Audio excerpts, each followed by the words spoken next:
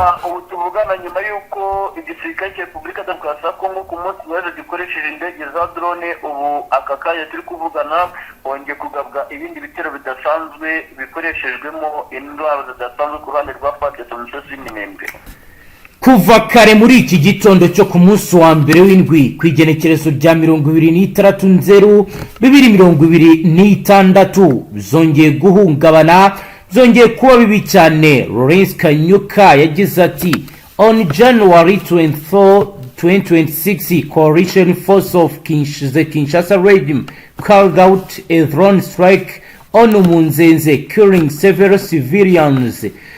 AFM-23 denounces repeated ceasefire violation and calls on the international and the national community to take the note. Kabariro yaranditse amagambo akomeye agaragaza ko mu bice bya Munzenze drone zarashe ku basivili benshi. Avuga ko M23 yongeye guhamagarira yamagana irengagizwa cyase kutubahiriza agahenge, agahamagara imiryango yo mu gihugu ndetse n'imiryango mpuzamahanga gufata ingamba kubiri kugenda biba. Byongeye bizabaye bibi cyane, bamwe bakomeje kugenda bagaragaza ibiri kugenda biba, bagaragaza ibyago bikomeye muri teritwari ya Fizi ho biteye ubwo biri kuba.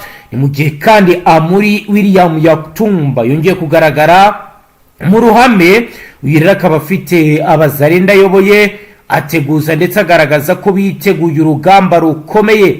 Nkuko rero bigaragara muri teritwari ya Fizi mu ntara ya Kivu y'Amajyepfo iri kunyura mu bikomeye cyane, zuzuyemo ibibazo by'umutekano muke, ibihombo by'ubukungu n'ingaruka zikomeye ku bijyanye n'ubutabazi. Aka ni agace kari mu mwijima w'intambara, aho imirwano ikomeje guhuza ingabo za leta n'imitwe yitwaje intwaro, bigatuma ubuzima bw'abaturage buhungabana bikomeye. Nyuma y'imirwano iherutse ibitaro bikuru bya Fizi, mu makuru dufite nuko byakiriye inkomere nyinshi, ndetse ibi bikaba byaratumye n'uburyo bwo kwitabwaho bugorana bitewe n'umubare munini w'abagiye bakomereka. Ni mu gihe kandi bivuga ko umubare munini w'abakomerekejwe n'intambara, aho abakomeretse barenga 100 bakiriwe mu gihe ibyo bitaro bifite ubushobozi bwo kwakira abantu 25 gusa mu gihe bari ku bitanda. Ibiro bikaba byarashyize serivisi z'ubuvuzi mu gitutu gikomeye, abaganga n'abaforomo bakora mu bihe bitoroshye, ndetse bamwe mu barwayi bakabura ubuvuzi bukwiye, nk'uko Roko Informa zagiye zibitubwira.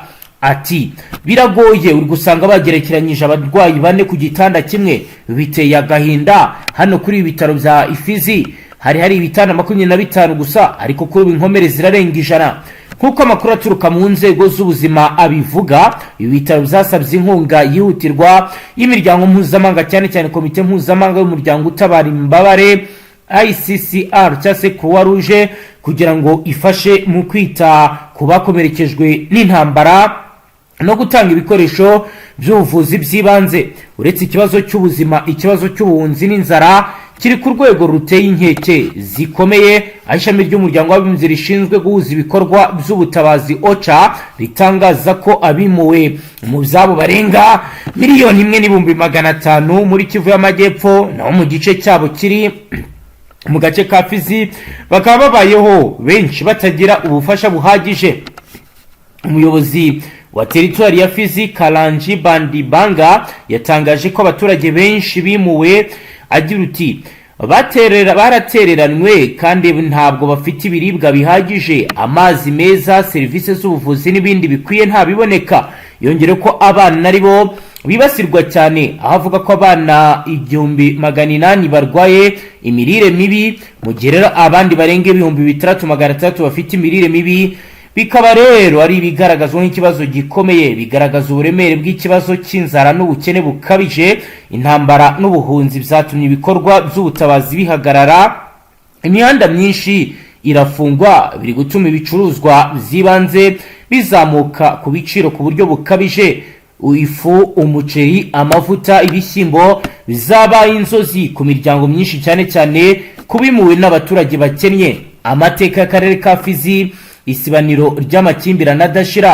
Fizi imaze imyaka myinshi yibasirwa bikomeye n'umutekano muke bitewe nuko uherereye mu gace k'igihugu karangwamo imitwe myinshi yitwaje intwaro iharanira ubutegetsi, irwanira ubutegetsi, ubutaka cyangwa se umutungo kamere ndetse n'intambara z'amoko. Ibi byatumye aka gace kabamo imiryango ihora ihunga igasubira mu byabo ikongera ikahava, bigatuma iterambere ridindira mu myaka myinshi. Nubwo hari imbaraga zashyizwe mu bikorwa n'inzego za leta n'imiryango mpuzamahanga, abaturage ba Fizi baracyari mu kaga gakomeye. Inzobere mu by'ubutabazi zirasaba ubufasha bwihuse mu kugarura umutekano urambye no gushyira imbere imibereho myiza y'abaturage, by'umwihariko abana n'abagore n'abageze mu zabukuru. Hatabayeho igikorwa gifatika kandi gihamye, aka karere gashobora gukomeza kurohama mu mwijima w'intambara, inzara n'uburwayi, bikagira ingaruka zikomeye ku gihugu. Zose biri kwa mu gihe drone bivugwa ko zikomeje kwataka ikirere.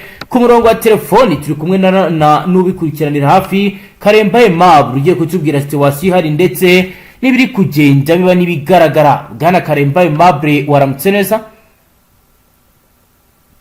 Bwana Karemba Aimable, waramutse neza? Yego, Karemba Aimable arumbi uti mu Minembwe bizindutse byifata nawe. Ndagira ngo tujyane utubwire ibiri kuba bihagaze gute kugeza ubu tuvugana. Nukango nyuma yuko ku gisirikare cya Repubulika Demokarasi ya Kongo ku munsi w'ejo cyongeye gukoresha drone z'intambara, bagakoresha drone mu rwego kugira ngo barase muri pozisiyo zegereye mu bice byinshi bitandukanye bituyemo n'abo baturage, ndetse kandi bavuga yuko intego bafite ari yo gushegesha imirwano na 23. Yego, ubungubu igihari kiri kugaragara ni ikintu navuga yuko gikomeje guteza inkeke ku rwego rudasanzwe, kuko hongeye kugabwa igitero kidasanzwe ku ruhande rw'igisirikare cya Congo FARDC mu misozi yegereye Kamombo. Imisozi ya Kamombo rero imaze iminsi irimo cyitwa abasirikare ba medipetwirwa, ndetse kandi uko barimo ni nako umutwe wa 23 umaze iminsi wiyongera muri ibi bice. yego, Ibi rero byatumye n'ubundi FARDC ituruka muri pozisiyo zegereye hafi na Baraka, ariko si iby'uyu munsi kuko bamaze iminsi n'ubundi izi operasiyo bazitegura. Baca umuhanda RP 1003 berekeza ahitwa Kishura Kalenga, bagana mu byerekezo byegereza Kakukuru. Birumvikana ko ari pozisiyo zigana ahitwa za Kamombo. yego, bakigera rero ku misozi yitegeye hariya za Kamombo, ku musozi witwa Ruweriko, yego, ari mu majyaruguru y'agace kitwa Kamombo. Niho bateretse intwaro ziri mu bwoko bwa trari, batangira gusheringa mu bice birimo umutwe wa 23. Meze twirwaneho na 23 babonye ko bagoswe n'umwanzi, kandi ariko baraca muri pozisiyo zibitegeye cyane kuruta uko bamusubiza. Bafata umwanzuro wo gufunga muri ibi bice, ariko cyane biravugwa ndetse kandi biremezwa yuko iki gitero cyashegeshe cyane cyitwa sosiyete sivile y'abaturage batuye muri biriya bice. yego. Kugeza ubu kubirebana wenda n'uruhande rwaba rwagize recuperation y'agace runaka cyangwa se hari abarusinze, byo bihagaze gute kugeza ubu Bwana Karemba Aimable? Rupango uko bihagaze, abaturage bo nibo babaye cyane muri ino mirwano. Yego, kuko biravuga yuko FARDC yo yasheringaga akoresheje imbunda mu bwoko bw'ama-BM, abarenga nibuza 30 nibo bivuga yuko bakomerekeye ku rwego rudasanzwe. Babiri baguye muri bino bitero byagabwe, ndetse kandi hakavugwa yuko ibi bice n'ubundi FARDC yo ibishaka cyane, kuko mu gihe n'ubundi FARDC yabikiri muri ino misozi ya Baraka, yabikiri muri ino misozi yegera biriya bice bya za Karemberembe, yegera muri ino misozi n'ubundi imihanda iva Fizi werekeza za Karemi, bagakomeza kuryamayo. Biravuga yuko ibi bishobora kuba byatuma uyu mutwe ari uhera utegura ibitero bashobora kuba bagaba kuri FARDC bikayishigisha ku rwego rudasanzwe. yego. Kugeza ubu imikoreshereze y'indege ihagaze gute Bwana Karemba Aimable? wenda ibitero byagabwe ku munsi w'ejo ariko nk'uyu munsi nta igitero kigize cyumvikana, ariko nanone ibi biba ari ibintu bitunguranye, nta muntu uba yiteguye byo bari ku ruhande rwa M23 cyangwa MSD twirwana cyangwa sosiyete sivile, yewe no hagati mu basirikare ba FARDC ibi bitero kenshi uburyo binategurwa ntabwo baba bazi ngo indege ziri buze kurasaha cyangwa n'iziri buze kurasaha, kuko kenshi usanga ari ibintu biba byihishwe inyuma n'abacancuro batandukanye, cyane cyane aba Babirigi n'aba Black Water. Yego, biri kuvugwa ko hari abasirikare benshi b'u Burundi bakomeje kwinjira ndetse n'abacanshuro.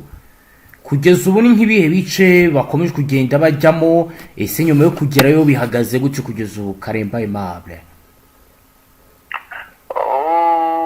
Akenshi ibice biri kugenda byinjirwamo n'abasirikare b'Abarundi basanga ari Karemi, usanga ari Fizi, mu misozi yegereye Biyera, ahitwa za Kadihira, hafi n'ubundi ku nkombe z'ikiyaga cya Tanganyika.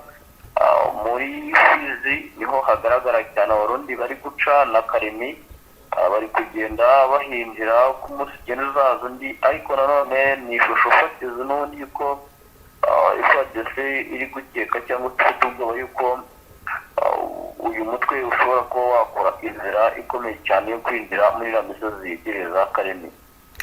Yego, kugeza ubu ku birebana no kuba M23 yagaruka muri Uvira, nyuma y'ibyatangajwe na Maître Moise Nyarugabo, nyuma y'ibyagiye bigaragazwa na Sultani Makenga navuga uti intambara ni kwiyagaza, kugeza ubu watubwira ko Uvira ku ruhande rwa M23 bayibona gute? Barabona ko ari ahantu bagomba gusubira cyangwa birashoboka ko basubiramo, kuko n'ubwo ibyo bitero biri kugabwa bigamije kwica intege kugira ngo idakora return back mu Uvira, itagaruka iturutse muri ibyo bice irimo yegereza Kakuku ya mbere n'iya kabiri, imisozi ya za Kamombo wumva bari gukoresha tactique bakagabamo ibitero, yagarira imisozi ya za Remera, ahitwa za Kingwenda barahari, Ihande barahari, mu misozi n'ubundi yegereye imihanda iva Uvira werekeza za Kamanyura barahari. Igihari ni uko hashobora kuba hakorwa cyangwa hagabwa igitero gitunguranye ku ruhande rw'uyu mutwe, kandi gishobora kuba cyanatuma basubiramo, kuko ngo basubiramo byo ni ibintu bishoboka cyane, kuko ibice barimo si kure yaho, ndetse kandi biri na strategique, nubwo FARDC nayo ikoresha uburyo bwose bushoboka kugira ngo irinde uno mujyi, ariko biragoranye cyane ukurikije uburyo ki uyu mutwe nawo wagiye kwitsimba mu misozi iri strategique yegereye imihanda iva hano muri Uvira, ndetse kandi bikanagaragara yuko nubwo hari abaturage bahunze Uvira, ariko mu makuru mpamo nshingiye ku bimenyetso bigaragara n'ibivugwa, hari n'abaturage benshi n'ubundi bakomeje gukorana na M23. Rero ibi bivuze ko ishatse kugaruka muri Uvira ari ibintu byakoroha cyane. Yego, dukomeje tukajya Baraka ho bihagaze gute? Mu minsi yashize imirwano yagendaga isatira iki gice cy'uyu mujyi, kugeza ubu uratubwira ko bimeze gute bwana Aimable? Baraka wenda usanga ari Makunji, usanga ari Marindi, ibice byose bitandukanye uri mu mujyi wa Baraka, wumva hari situation yuko wazalendo zikomeje kwiyongera, FARDC abasirikare bakomeje kugenda bakora muvuma militaire mu masaha ya kumanywa ndetse kandi n'aya nijoro, banakangura abaturage bati muhumuke murwane na M23, dore yuko mu majwi amumvikana bo banavugamo cyane n'igihugu cy'u Rwanda, babwira abaturage bati muhagurukire kurwana. Mu ubukangurambaga cyane muri Baraka nibwo bukorwa, gushishikariza abaturage ngo kurinda Sud Kivu cyangwa se na Baraka ubwayo, ariko cyane Baraka imisozi yegereye Marindi, imisozi Makunji no mu tundi duce dutandukanye za Kabanja, niho cyane usanga hari abasirikare ba FARDC cyane hanigambamo FDNB, ariko ibi byose bikorwa nyuma y'uko n'ubundi iriya misozi yegereye ku muhanda Rotesinari 5 uva Katongo, Ugomba, Muheta na Kitu, umanuka gato yerekeza Buseni n'aho yegereye muri iriya bice byegereye za Makobora, nuko n'ubundi mu makuru hari aha hantu imisozi hagiye harimo ama 23. niyo mpamvu bavuga bati n'ubundi mama gatatu ishaka kugaba igitero iturutse Makobora muri Bufuruko muri ya bice byegereye za Makobora, bashobora kuba bagaba igitero baturutse mu cyerekezo byegereye Useni, bakaba gufata Baraka, Igare, gufata imisozi yegereye Kabanja, Makunji, Marindi, yewe na Karemberembe. Imihanda navuga ko ariyo mihanda y'ingenzi yegereye imihanda ihuza Fizi na Karimi ikaba yafatwa n'uyu mutwe wa 23. rero twaduye n'akaga. niyo mpamvu ubwo bukangurambaga buri gukorwa, niyo mpamvu ubwiza umuvumo wa militeri ziri gukorwa mu misozi ya Baraka. urasanga ariko situasiyo ihagaze buri munsi. hari amakuru akomeje kugenda agarukaho cyane arebana n'ingabo z'Uburundi, agira ngo rero amwe muri yo Bwana Karemba Aimable yatubwire by'umwihariko ku bari muri operasiyo bihagaze gute ku gisirikare cy'u Burundi. Igisirikare cy'u Burundi gisa naho hari inshingano gikomeza kugenda gifata. navuga ko nka 60% nibo ba Platoon Commanders cyane muri Sud Kivu. Yego, aho usanga bagiye bahabwa inshingano zo kuyobora zifite n'abawaza rero cyane abasirikare ba FARDC bakazigurira ku ruhande rw'igisirikare cy'u Burundi, bakavuga ko arizo mbaraga FARDC yagira cyangwa n'umusaruro waboneka. ugasanga igisirikare cy'u Burundi cyane gishishikariye kudeployinga abasirikare mu misozi myinshi itandukanye, yewe mu bibogobogo, yewe n'ahandi hatandukanye muri za Karimi, ariko nanone bakabikora mu buryo bwa kinyamwuga. ibi nabyo biragaragara kuko kwa kundi bajya kubona barasa cyangwa batera mu buryo bwa avegerema, ntabwo bikiri gukorwa cyane ku ruhande rw'igisirikare cy'u Burundi, kuko n'iyo misozi wumva ngo iba yagabwemo ibitero, usanga aba Platoon Commanders ku ruhande rwa FARDC usanga ari abarundi baba bateguye ibyo bitendo. navuga yuko binagerageza no gutanga umusaruro mu buryo butandukanye n'ubwo abarundi banateguragamo, kuko bivuga yuko turi kugenda tubona ari abagiye batozwa n'ababirigi ndetse kandi n'abacancuro b'abablackawe. Yego, ku birebana n'abaturage bahunguka n'abahunga byo bihagaze gute, kuko muri territoire ya Fizi ho bakomeje kugenda bahunga, abahungiye Burundi baba baragarutse Bwana Aimable? oya ntabwo bagarutse, ariko mu byifuzo byabo bifuza kugaruka kuko ubuzima ntabwo buhagaze neza. Yego, gufata ntabwo bageraho neza, ariko ntabwo ni nayo mpamvu akenshi wumva n'abaturage no mu misozi irimo imirwano ntawe utekereza kuvuga ngo ahungira mu Burundi, kuko makuru mpamwongera bamwigeze no kubona n'abagarutse barahungiye mu Burundi. amakuru baje bazana bavuze yuko ubuzima mu muhanda buba buhagaze nabi. uyu ni umwihariko cyangwa se ni nacyo kibazo ubona ariko gihari cyane. Yego, turebye tugenda tugana ku musozo, ku birebana na deployment ubu bihagaze gute, yaba muri Sud Kivu no muri Nord Kivu? ni nk'ibihe bice biri kugenda byongerwamo abarwanyi? urasanga muri wenda Uvira iyo byo rwose ni ibintu bigaragarira buri wese ku ruhande rwa FARDC, aho za Kavimvira, mu misozi yegereye Kalungwe, mu misozi yegereye hafi na za Gatumba, mu misozi ya za Kiba ku ruhande rwa FARDC baradeployinga. ku mihanda yegereye umuhanda uva za Kavimvira yerekeza Munanira, birumvikana ko ari mu byerekezo bihuza umuhanda Uvira na Minembwe, haradeployingwa.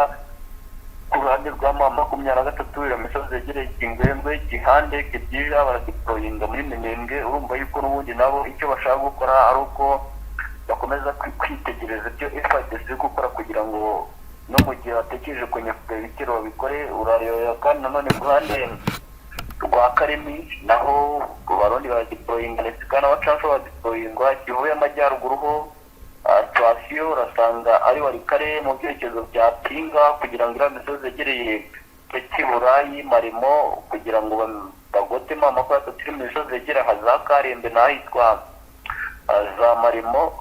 ukareba mu misozi yegereye ahitwa za Nyenzira aradeployingwa ku ruhande rwa FARDC, ariko nanone muri pozisiyo za Masisi, Kishanga, Mweso, mu misozi yegereye za Kinigi, Bihambwe, Rushebere. urumva ko ari imisozi yitegeye Warikare mu misozi n'ubundi itekeho FARDC kudeployinga mama ko tutadeployinga, niko kandi nanone bihagaze muri Rubero mu misozi yegereye ahitwa za Masereke, ahitwa za Muro, Kazinyonge, hafi y'imihanda n'ubundi iva Rubero Musenene hasi gatoya, hafi y'imisozi yegereye za Masereke n'ubundi hadeployinga, ariko nanone aha za Katwa, Kabiyabo muri Butembo n'ubundi muri position zo milimetero bike yusatira ku muhanda Rubero Musenene FARDC kudeployinga.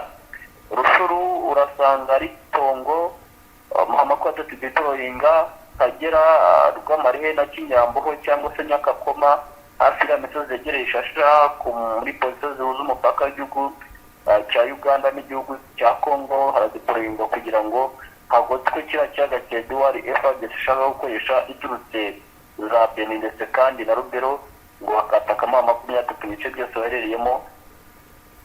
Nyiragongo naho nuko bihagaze wenda mu bice byinshi bitandukanye nko mu mujyi wa Goma, Rusayo, Rutoke, n'ino misozi za Mukakasindo, imisozi yegereye Kayembe hose haradeployingwa. Ni kubona ko situation ihagaze no muri teritwari ya Masisi zakirirwa umutekano wacyatungwa n'uyu mutwe mu misozi ya za Sake, Mitumbara, muri Bugembwe na Busangara, hano za Daraga na Marene haradeployingwa. Urabona ko situation ihagaze muri rusange, impande zose zikomeje kureba n'ikijisho. Yego, Bwana Karemba Aimable, reka tugushimire cyane dusoreze ngaha. Yego, murakoze cyane.